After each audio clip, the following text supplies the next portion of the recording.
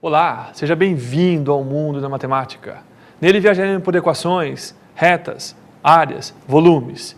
O convite hoje é para estudarmos um pouquinho sobre cones.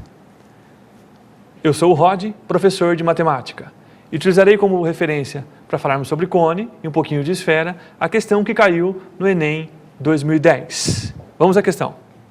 Em um casamento, os donos da festa serviam champanhe aos seus convidados em taças com formato de hemisfério, figura 1. Porém, um acidente na cozinha culminou na quebra de grande parte desses recipientes. Ok? Então aí observe a figura, um hemisfério, metade de uma esfera. Para substituir as taças quebradas, utilizou-se um outro tipo com formato de cone, figura 2. No entanto, os noivos solicitaram que o volume de champanhe dos dois tipos de taças fossem igual.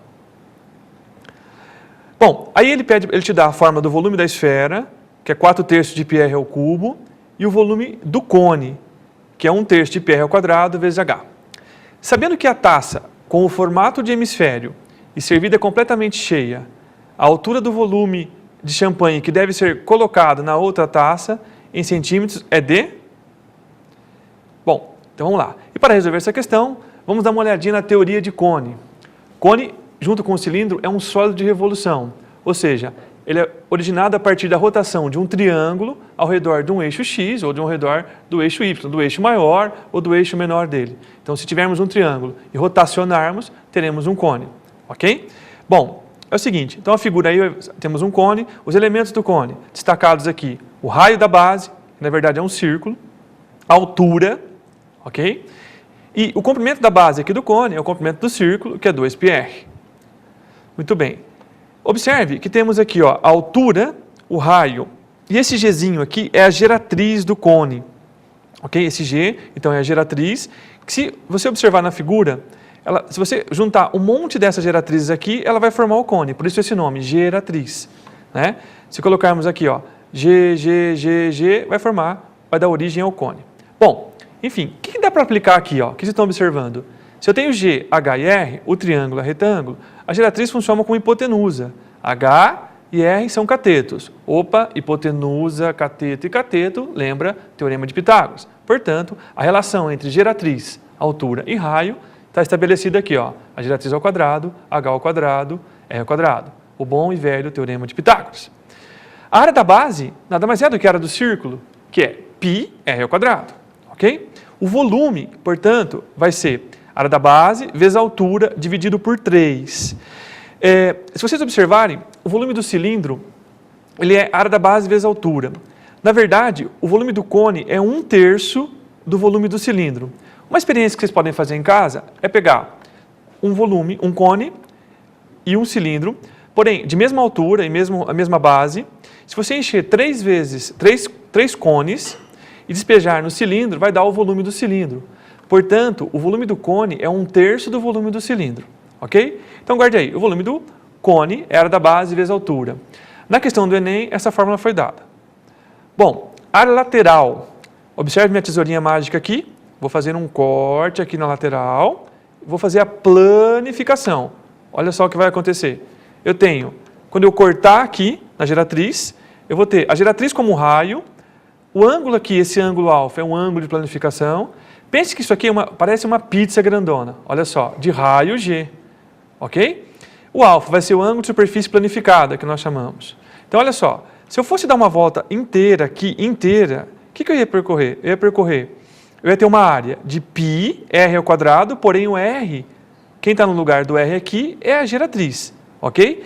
Então, veja, ficaria πg ao quadrado, que seria o πr ao quadrado, 360 graus, para dar uma volta completa. Agora, para percorrer esse ângulo aqui, qual é a área que nós temos? Observe que essa aqui seria a nossa área lateral. Então, a área lateral ficaria, fazendo aqui a multiplicação em cruz, teríamos πg ao quadrado, alfa sobre 360. A área lateral do cone é πrg, ok? Muito bem. E se a questão disser que o cone é equilátero?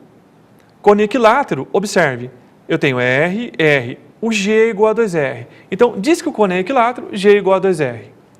Bom, se G é igual a 2R, voltando um pouquinho, se G é igual a 2R, nós temos 2R 2R e 2R. Observe que temos um triângulo equilátero aqui, é por isso esse nome, pessoal, cone equilátero, ok? Então lembre-se, cone equilátero, G igual a 2R. Vamos voltar à questão agora para resolvê-la.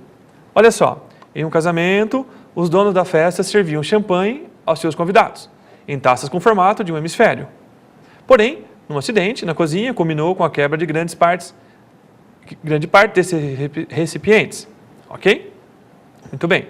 Para substituir as taças quebradas, utilizou-se um outro tipo com formato de cone, figura 2. No entanto, os noivos solicitaram que o volume de champanhe dos dois tipos de taças fossem iguais. Muito bem. Então, ó, o que a gente tem que fazer para resolver essa questão? Falar que o volume da esfera, que na verdade é uma semi-esfera, então eu tenho que pegar metade do volume da esfera, ok? Semi-metade, igualar ao volume do cone.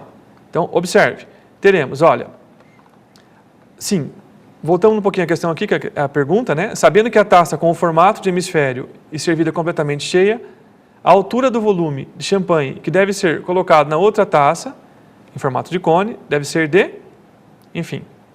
Então, voltando aqui, ó, a resolução. Eu vou pegar 2/3 de πr ao cubo, que na verdade, esse 2/3 de πr ao cubo é metade do volume da esfera, igualar a 1/3 de πr ao quadrado vezes h, que é o volume do cone. Fazendo os cortes aqui, π, corta, corta, corta. Olha aí, 9h igual a 54, teremos que a altura deve ser igual a 6.